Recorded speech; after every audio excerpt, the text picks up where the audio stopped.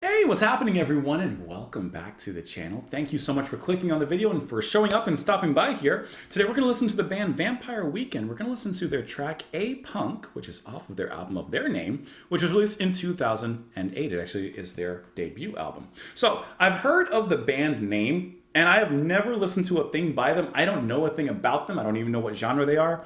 I'm just going off of their name and assuming gothy. Let's maybe gothing it up. But who knows, because I don't know a thing about them. So I literally just chose their top streamed track on Spotify. That's how we got here. I remembered the band name. I said, hey, I've never heard a thing by them. Let's go ahead and explore. And what better place to do so than, here with you guys. So let's go ahead and listen to the track. We'll talk about it after. Here we go.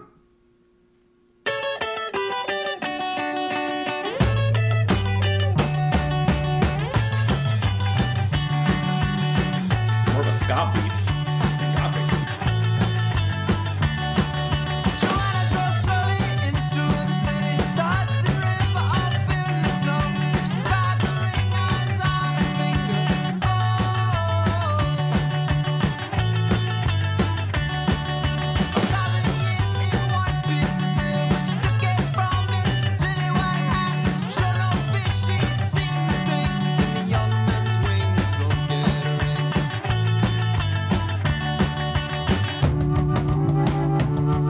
Mellotron?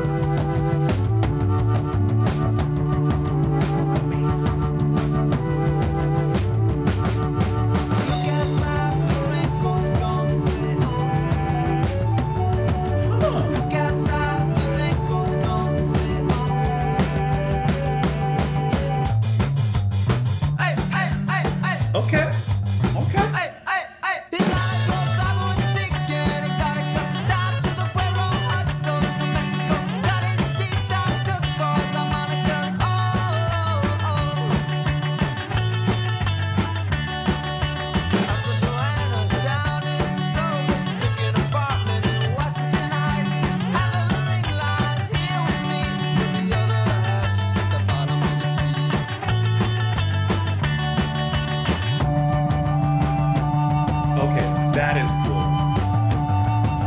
Listen to the bass fill sounds.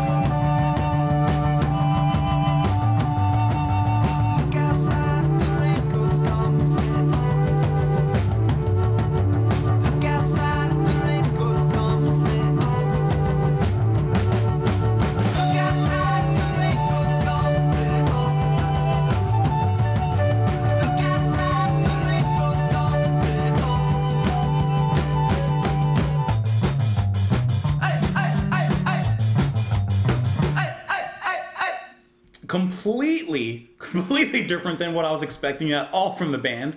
What I thought was going to be something gothic-y or somewhere in that realm at least. It's completely from darkness to light. The groove that it starts off with, okay, I'm like, okay, we're getting ska kind of or something in that regard, but no, this is maybe even a little bit more. I don't know where this lies, but I can say that they have a very cool sound based off of this track. So this is a song of two parts where it leaves me curious as to where the band goes and what directions they go. Because like I said, the beginning, it's kind of, I don't even know. It's just a very fun, bouncy, like you can just hop along with that song. I can see people in the crowd like hopping and like listening to this track as they're singing. This lead singer, Ezra, really great voice. I like the drums from Christopher Thompson, the bass, we're going to talk about it too. And then the song changes from something upbeat and party-ish to something with a little bit more musical thought behind it. You have some Mellotron in here. And then on top of the bed of Mellotron, I love how Chris Bio on the bass, how he plays that fill going along with it. It just creates this very interesting mood, completely different from what we heard before. Drums change as well. And then as it moves on, Ezra comes back on the vocals. And then right after, you have what sounds like the flute setting on the Mellotron being played in perhaps arpeggios. I don't know. I'm not a musical person. But that's going to be Rostam. But I'm sorry, I can't pronounce his last name. Bamanji? I'm so sorry. But Rostam is so cool what he's doing there on the keys. I think that was very interesting. And then the song very quickly bounces back and forth between those because the song is only 2 minutes and 17 seconds long. So in 2 minutes, they're getting a decent amount done. This is actually a track that, to me, would almost benefit from a little bit more, but obviously that's why you would listen to the whole album, because in many ways you would get more. Let's look at the lyrics though. Joanna drives slowly into the city, the Hudson River all filled with snow. She spied the ring on his honor's finger. Oh, oh, oh. 1,000 years in one piece of silver. She took it from his lily-white hand, showed no fear. She'd seen the thing in the young man's wing at Sloan Kettering. Look outside, the raincoat's coming, say, oh. His honor drove southward, singing exotica, down to the Pueblo huts of New Mexico. Cut his teeth on turquoise harmonicas. Oh, oh, oh. I saw Joanna down in the subway. She took an apartment in Washington Heights. Half of the ring lies here with me, but the other half's at the bottom of the sea. Look outside, the raincoat's coming, saying, oh.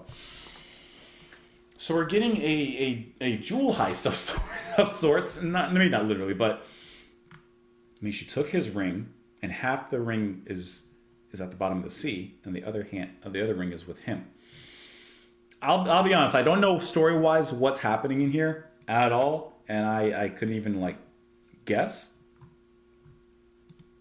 I don't know. Maybe she was with this judge romantically, but her heart really belonged to the protagonist in the story.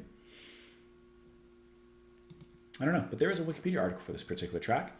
Let's see. It says song peaked at number 55 on the UK singles chart and 25 on Billboard's Hot Modern Tracks 100. Let's see. It says that they re-released it in 2008, but it only peaked at number 63. That's it. I always scan through the Wikipedia page for like interesting facts or like how do they come up with the song, what do the lyrics mean, etc., etc. But I don't see anything in here besides critical reception, and I don't really care what other people think. I care what I think and what you think. So let me know what you think in the comments below. You can follow me down there, or well, I guess you can't. You can follow me over on Twitter if you want. Subscribe and like the video if you haven't already. Support the channel on Patreon if you want to do that. Otherwise, that's the video. Bye, guys.